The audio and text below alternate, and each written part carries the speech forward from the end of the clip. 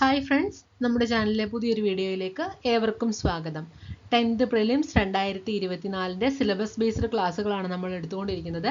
ഇന്ന് 25ാം ദിവസത്തെ ക്ലാസ് ആണ്. ഇന്നത്തെ ക്ലാസ് എന്ന് പറയുന്നത് ഒരു റിവിഷൻ ക്ലാസ് ആണ്. അതായത് നമ്മുടെ സിലബസിലെ മൂന്നാമത്തെ പാർട്ടായിട്ടുള്ള ഇന്ത്യയുടെ സ്വാതന്ത്ര്യവുമായി ബന്ധപ്പെട്ട രാഷ്ട്രീയവും സാംസ്കാരികവുമായി ബന്ധപ്പെട്ട മുന്നേറ്റങ്ങൾ, ദേശീയ പ്രസ്ഥാനങ്ങൾ, സ്വാതന്ത്ര്യാനന്തര ഇന്ത്യ നേരിട്ട പ്രധാനപ്പെട്ട വെല്ലുവിളികൾ, ഇത്രയും ടോപ്പിക്ക് 10 മാർക്കിനുള്ള ചോദ്യങ്ങളാണ് ഇവിടെ നിന്ന് വരുന്നത്. ഈ ഭാഗങ്ങളുമായി ബന്ധപ്പെട്ട് കുറേയധികം ക്ലാസ്സുകൾ നമ്മൾ ചെയ്തിരുന്നു. ഏകദേശം മുഴുവൻ ഭാഗവും കവർ ചെയ്ത് എക്സാം വ്യൂ ഓഫ് പോയിന്റിൽ നമ്മൾ കവർ ചെയ്തെടുത്തിട്ടുണ്ട്. അപ്പോൾ ഇന്ന് നമ്മൾ ഈ ഒരു ഭാഗവുമായി ബന്ധപ്പെട്ട് ഒരു റിവിഷൻ ക്ലാസ് ആണ് ചെയ്യുന്നത്. അതായത് സ്വാതന്ത്ര്യാനന്തര ഇന്ത്യയുമായി ബന്ധപ്പെട്ടിട്ട് വരുന്ന കുറേയധികം ചോദ്യങ്ങൾ, ദേശീയ പ്രസ്ഥാനങ്ങൾ, അതുപോലെ തന്നെ സ്വാതന്ത്ര്യാനന്തര ഇന്ത്യ നേരിട്ട വെല്ലുവിളികൾ, ഇവയുമായി ബന്ധപ്പെട്ടിട്ടുള്ള കുറേയധികം ചോദ്യങ്ങളാണ് ഇന്നത്തെ ക്ലാസ്സിൽ നമ്മൾ ഡിസ്കസ് ചെയ്യുന്നത്. ഒരു റിവിഷൻ ക്ലാസ് ആണ്. ഈ ടോപ്പിക്കുകളുമായി ബന്ധപ്പെട്ട് നിങ്ങൾക്ക് ഒരു ഓവറോൾ ഒരു കവറിങ് കിട്ടാനായിട്ടാണ് നമ്മൾ ഇന്ന് ഈ ഒരു റിവിഷനായിട്ട് ഇവിടെ എടുക്കുന്നത്. അപ്പോൾ നമുക്ക് ഇന്നത്തെ ക്ലാസ്സിലേക്ക് കിടക്കാം. ഈ ചോദ്യങ്ങൾ അത്രയും തന്നെ നിങ്ങൾക്ക് വളരെ ഇമ്പോർട്ടൻ്റ് ആണ്, ഒരിക്കലും ഒഴിവാക്കാൻ പാടില്ലാത്ത ക്ലാസ് ആണിത്. ഓക്കെ, അപ്പോൾ നമുക്ക് പെട്ടെന്ന് തന്നെ ക്ലാസ്സിലേക്ക് കിടക്കാം. എല്ലാവർക്കും ക്ലാസ്സിലേക്ക് സ്വാഗതം. ഇന്നത്തെ ക്ലാസ്സിലെ ആദ്യത്തെ ചോദ്യം ഇതാണ്: ബോംബെ സിംഹം എന്ന അപരനാമത്തിൽ അറിയപ്പെട്ടിരുന്ന വ്യക്തി. ബോംബെ സിംഹം എന്ന അപരനാമത്തിൽ അറിയപ്പെട്ടിരുന്ന വ്യക്തി. ഉത്തരം ഫിറോസ് ഷാ മേത്ത. ഫിറോസ് ഷാ മേത്ത. ബോംബെ സിംഹം എന്ന അപരനാമത്തിൽ അറിയപ്പെട്ടിരുന്ന വ്യക്തി ഫിറോസ് ഷാ മേത്ത. രണ്ടാമത്തെ ചോദ്യം: യുവജനങ്ങളെ ബോധവൽക്കരിക്കുന്നതിന് ഐക്യവർദ്ധിനി സഭ എന്ന സംഘടന സ്ഥാപിച്ചത് ആരാണ്? യുവജനങ്ങളെ ബോധവൽക്കരിക്കുന്നതിന് ഐക്യവർദ്ധിനി സഭ എന്ന സംഘടന സ്ഥാപിച്ചത് ആരാണ്? ഉത്തരം വസുദേവ് ബൽവന്ത് ഫാഡ്കെ. വസുദേവ് ബൽവന്ത് ഫാഡ്കെ. മൂന്നാമത്തെ ചോദ്യം: ആദ്യ ബംഗാളി നേതാവായ ദുർഗേശ നന്ദിനി രചിച്ചത് ആരായിരുന്നു? ആദ്യ ബംഗാളി നേതാവായ ദുർഗേശ നന്ദിനി രചിച്ചത് ആരായിരുന്നു? ഉത്തരം ബങ്കിങ് ചന്ദ്ര ചാറ്റർജി.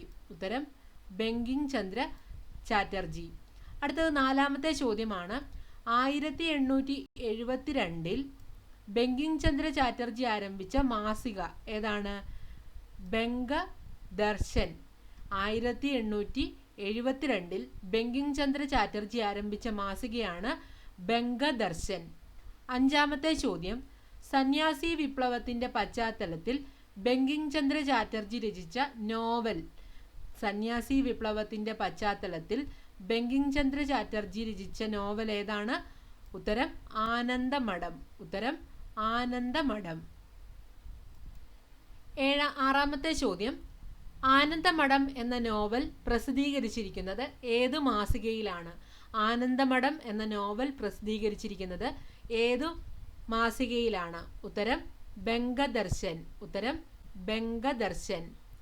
അടുത്തത് ഏഴാമത്തെ ചോദ്യം: ഇന്ത്യയുടെ ദേശീയ ഗീതമായി വന്ദേ മാതരത്തെ അംഗീകരിച്ചത് എന്നായിരുന്നു? ഇന്ത്യയുടെ ദേശീയ ഗീതമായി വന്ദേ മാതരത്തെ അംഗീകരിച്ചത് എന്നായിരുന്നു? ഉത്തരം 1950 ജനുവരി 24. ഇന്ത്യയുടെ ദേശീയ ഗീതമായി വന്ദേ മാതരത്തെ അംഗീകരിച്ചത് എന്നായിരുന്നു? ഉത്തരം 1950 ജനുവരി 24. എട്ടാമത്തെ ചോദ്യം: 1882 ബങ്കിങ് ചന്ദ്ര ചാറ്റർജി രചിച്ച ഏത് നോവലിന്റെ ഭാഗമാണ് വന്ദേ മാതരം എന്ന ഗാനം? ഉത്തരം ആനന്ദമഠം. ഉത്തരം ആനന്ദമഠം. ഒമ്പതാമത്തെ ചോദ്യം: 1896 കൊൽക്കത്ത കോൺഗ്രസ് സമ്മേളനത്തിൽ വന്ദേ മാതരം ആദ്യമായി ആലപിച്ചത് ആരാണ്? 1896 കൊൽക്കത്ത കോൺഗ്രസ് സമ്മേളനത്തിൽ വന്ദേ മാതരം ആദ്യമായി ആലപിച്ചത് ആരാണ്? ഉത്തരം രവീന്ദ്രനാഥ് ടാഗോർ. ഉത്തരം രവീന്ദ്രനാഥ് ടാഗോർ. അടുത്തത് പത്താമത്തെ ചോദ്യമാണ്: ദയാനന്ദ സരസ്വതിയുടെ ബാല്യകാല നാമം. ദയാനന്ദ സരസ്വതിയുടെ ബാല്യകാല നാമം മൂൽ ശങ്കർ. ഉത്തരം മൂൽ ശങ്കർ. 11ാമത്തെ ചോദ്യം: ദളിത് എന്ന പദം ആദ്യമായി ഉപയോഗിച്ച വ്യക്തി. ജ്യോതിറാവു ഫുലെ. ദളിത് എന്ന പദം ആദ്യമായി ഉപയോഗിച്ച വ്യക്തി ജ്യോതിറാവു ഫുലെ. 12ാമത്തെ ചോദ്യം: ബംഗാളി പത്രമായ അമൃതപ്രസാർ പത്രിക 1868 സ്ഥാപിച്ചത് ആരെല്ലാം? ബംഗാളി പത്രമായ അമൃതബസാർ പത്രിക 1868 സ്ഥാപിച്ചത് ആരെല്ലാം? ഉത്തരം ശിശിർ കുമാർ ഘോഷ്, മോത്തിലാൽ ഘോഷ്. ശിശിർ കുമാർ ഘോഷ്, മോത്തിലാൽ ഘോഷ്. 1985 ഫിറോസ് ഷാ മേത്ത, കെ ടി തെലാങ്, ബദറുദ്ദീൻ തിയബ്ജി എന്നിവർ സ്ഥാപിച്ച സംഘടന ഏത്? 1885 ഫിറോസ് ഷാ മേത്ത, കെ ടി തെലാങ്, ബദറുദ്ദീൻ തിയബ്ജി എന്നിവർ സ്ഥാപിച്ച സംഘടന ഏത്? ഉത്തരം ബോംബെ പ്രസിഡൻസി അസോസിയേഷൻ. ഉത്തരം ബോംബെ പ്രസിഡൻസി അസോസിയേഷൻ. അടുത്തത് 14ാമത്തെ ചോദ്യം. ബോംബെ ത്രിമൂർത്തി എന്ന അപരനാമത്തിൽ അറിയപ്പെടുന്നത് ആരെല്ലാം? ബോംബെ ത്രിമൂർത്തി എന്ന അപരനാമത്തിൽ അറിയപ്പെടുന്നത് ആരെല്ലാം? ഉത്തരം Feroz Shah Mehta, K T Telang, Badruddin Tyabji. Feroz Shah Mehta, K T Telang, Badruddin Tyabji. അടുത്തത് 15ാമത്തെ ചോദ്യം. 1887 ദേവസമാജം എന്ന സംഘടന സ്ഥാപിച്ചത് ആരാണ്? ശിവനാരായൺ അഗ്നിഹോത്രി. 1887 ദേവസമാജം, വേദസമാജം എന്ന സംഘടന സ്ഥാപിച്ചത് ആരാണ്? ശിവനാരായണൻ അഗ്നിഹോത്രി. 16ാമത്തെ ചോദ്യം. ദക്ഷിണേന്ത്യയിലെ സിംഹം എന്നറിയപ്പെടുന്ന നേതാവ്? ഉത്തരം സി വിജയരാഘവാചാര്യർ. ദക്ഷിണേന്ത്യയിലെ സിംഹം എന്നറിയപ്പെടുന്ന നേതാവ് ആരാണ്? സി വിജയരാഘവ ആചാര്യർ. 17ാമത്തെ ചോദ്യം. ഗുജറാത്തിലെ വന്ധ്യവയോധികൻ എന്നറിയപ്പെടുന്ന വ്യക്തി? ഗുജറാത്തിലെ വന്ധ്യവയോധികൻ എന്നറിയപ്പെട്ടിരുന്ന വ്യക്തി ആരാണ്? അബ്ബാസ് തിയബ്ജി. ഉത്തരം അബ്ബാസ് തിയബ്ജി. അടുത്തത് 18ാമത്തെ ചോദ്യമാണ്. ജാലിയൻ വാലാബാഗ് കൂട്ടക്കൊലയെക്കുറിച്ച് അന്വേഷിക്കാൻ ഇന്ത്യൻ നാഷണൽ കോൺഗ്രസ് രൂപവൽക്കരിച്ച കമ്മിറ്റിയുടെ അധ്യക്ഷൻ ആരായിരുന്നു? ജാലിയൻ വാലാബാഗ് കൂട്ടക്കൊലയെക്കുറിച്ച് അന്വേഷിക്കാൻ ഇന്ത്യൻ നാഷണൽ കോൺഗ്രസ് രൂപവൽക്കരിച്ച കമ്മിറ്റിയുടെ അധ്യക്ഷൻ ആരായിരുന്നു? ഉത്തരം അബ്ബാസ് തിയബ്ജി. ഉത്തരം അബ്ബാസ് തിയബ്ജി. 19ാമത്തെ ചോദ്യം. 1909 ശ്യാംജി കൃഷ്ണവർമ്മ ലണ്ടനിൽ നിന്ന് ആരംഭിച്ച ഇംഗ്ലീഷ് മാസിക? 1905 ശ്യാംജി കൃഷ്ണവർമ്മ ലണ്ടനിൽ നിന്ന് ആരംഭിച്ച ഇംഗ്ലീഷ് മാസിക? ഉത്തരം ഇന്ത്യൻ സോഷ്യോളജിസ്റ്റ്. 20ാമത്തെ ചോദ്യം. ഇംഗ്ലണ്ടിൽ ജീവിക്കുന്ന ഇന്ത്യൻ വിദ്യാർത്ഥികളുടെ താമസ സൗകര്യം ഒരു ഹോസ്റ്റൽ എന്ന രീതിയിൽ ശ്യാംജി കൃഷ്ണവർമ്മയുടെ നേതൃത്വത്തിൽ ലണ്ടനിൽ ഹൈഗേറ്റിലെ ക്രോംവെൽ അന്യൂവിൽ 1905 സ്ഥാപിതമായതാണ്. ഏതാണത്? ഉത്തരം ഇന്ത്യ ഹൗസ്. ഉത്തരം ഇന്ത്യ ഹൗസ്. അടുത്തത് 21ാമത്തെ ചോദ്യം. ലുക്കിംഗ് ബാക്ക് എന്ന ആത്മകഥ ആരുടേതാണ്? ലുക്കിംഗ് ബാക്ക് എന്ന ആത്മകഥ ആരുടേതാണ്? ഉത്തരം ഡി കെ കാർവേ. ഉത്തരം ഡി കെ കാർവേ. 22ാമത്തെ ചോദ്യം. 1878 രമാബായിക്ക് പണ്ഡിത എന്ന ബഹുമതി നൽകിയത് ഏത് സർവകലാശാലയായിരുന്നു? ഉത്തരം കൽക്കട്ട സർവകലാശാല.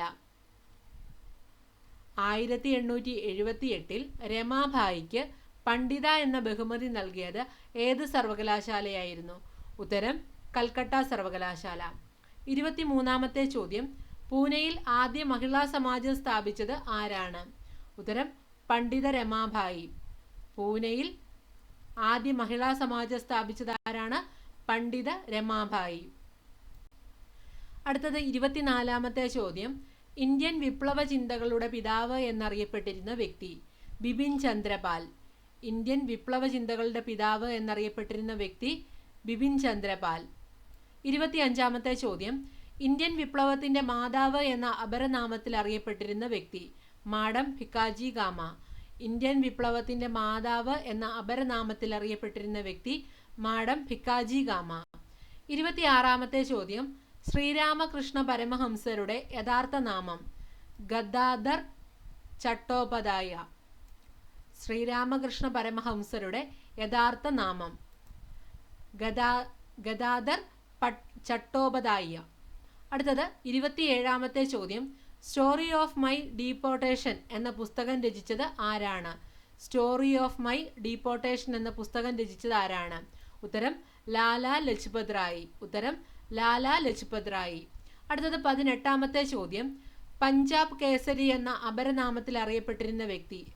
ലാലാ ലജ്പത് റായ്. പഞ്ചാബ് കേസരി എന്ന അപരനാമത്തിൽ അറിയപ്പെട്ടിരുന്ന വ്യക്തി ലാലാ ലജ്പത് റായ്. 29ാമത്തെ ചോദ്യം.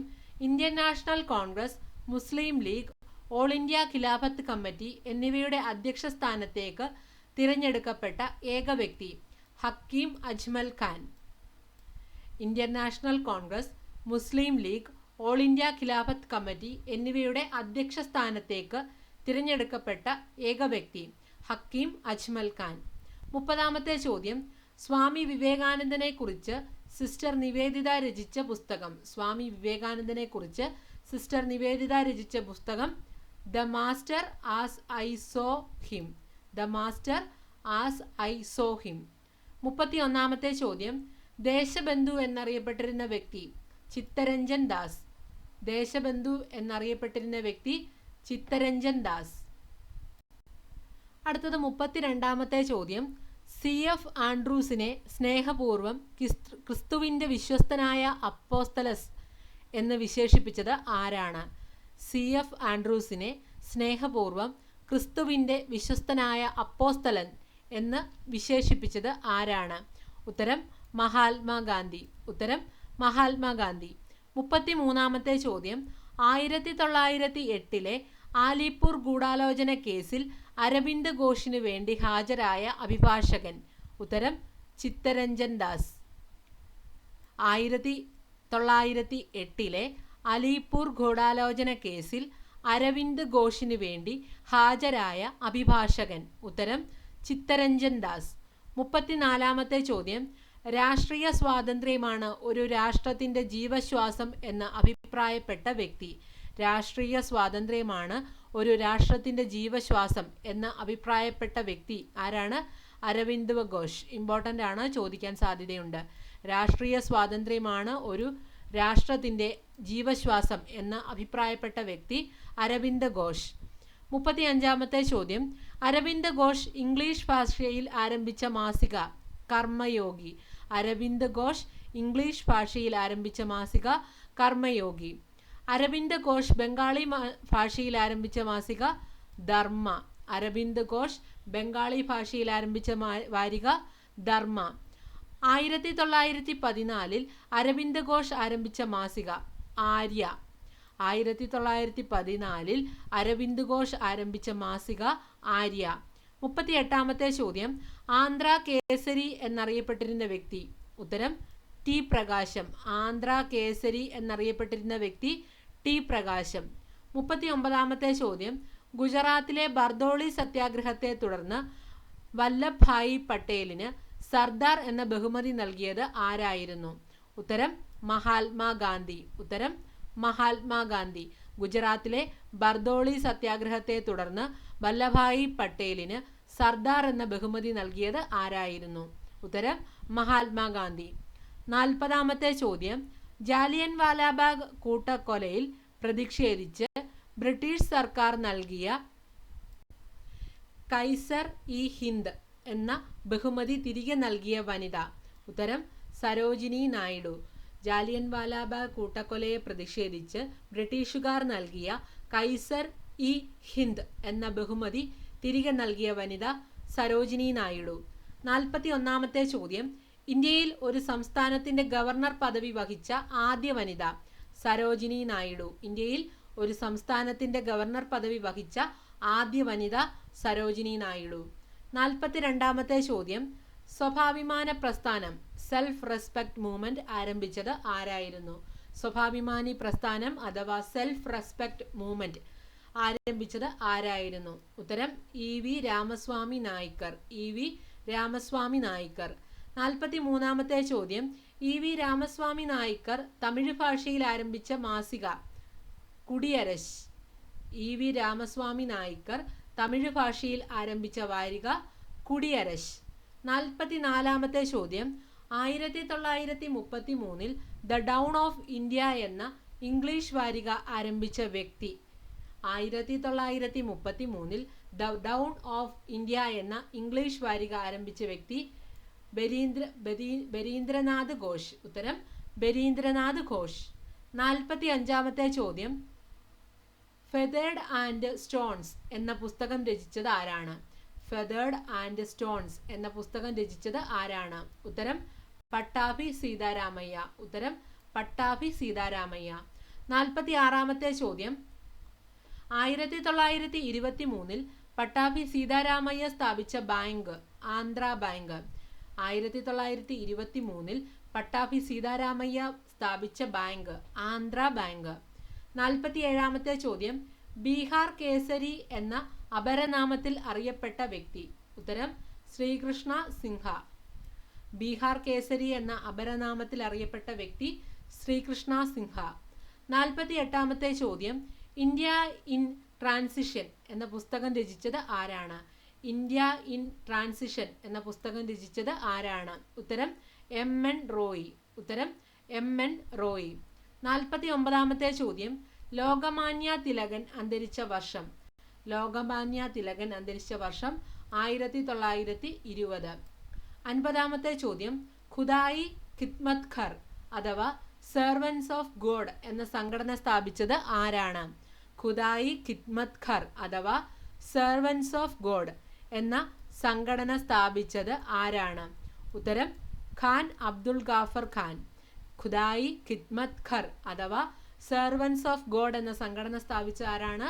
ഖാൻ അബ്ദുൽ ഗാഫർ ഖാൻ. അപ്പോൾ നമ്മൾ ഇന്നത്തെ ക്ലാസ്സിൽ ഈ 50 ചോദ്യങ്ങളാണ് റിവിഷൻ ക്വസ്റ്റ്യൻസ് ആയിട്ട് പഠിക്കുന്നത്. ഇന്ത്യയിലെ ദേശീയ പ്രസ്ഥാനം, ഇന്ത്യ നേരിട്ട പ്രധാനപ്പെട്ട വെല്ലുവിളികൾ, അങ്ങനെ തുടങ്ങി 1857 നമ്മുടെ വിപ്ലവം, ഇതുമായൊക്കെ ബന്ധപ്പെട്ട് ഇതിൽ നിന്നും ചോദിക്കാൻ സാധ്യതയുള്ളതും ഏറ്റവും പ്രധാനപ്പെട്ടതുമായിട്ടുള്ള ക്വസ്റ്റ്യൻസ് ആണ് പഠിച്ചത്. ഇതിൽ മാസികകളും പുസ്തകങ്ങളും അതുപോലെ തന്നെ വാരികകൾ, ഏത് ഭാഷയിലാണ്, ഓരോ ആളുകളുടെ പ്രത്യേകം, ഇപ്പം തന്നെ നമ്മൾ പഠിച്ചു ബീഹാർ കേസരി എന്ന അപരനാമങ്ങൾ, ഇങ്ങനെയൊക്കെ ഉൾപ്പെടുന്ന ഒരു കുറച്ച് 50 ചോദ്യങ്ങളാണ് നമ്മൾ പഠിച്ചത്. ഇതെല്ലാം വളരെ ഇമ്പോർട്ടൻ്റ് ആണ്. നമ്മുടെ 10th പ്രിലിംസിന് ഉറപ്പായും ഇതിൽ നിന്നൊരു ചോദ്യം നിങ്ങൾക്ക് പ്രതീക്ഷിക്കാവുന്നതാണ്. ക്ലാസ്സുകൾ ഇഷ്ടപ്പെട്ടാൽ ലൈക്ക് ചെയ്യാൻ മറക്കരുത്.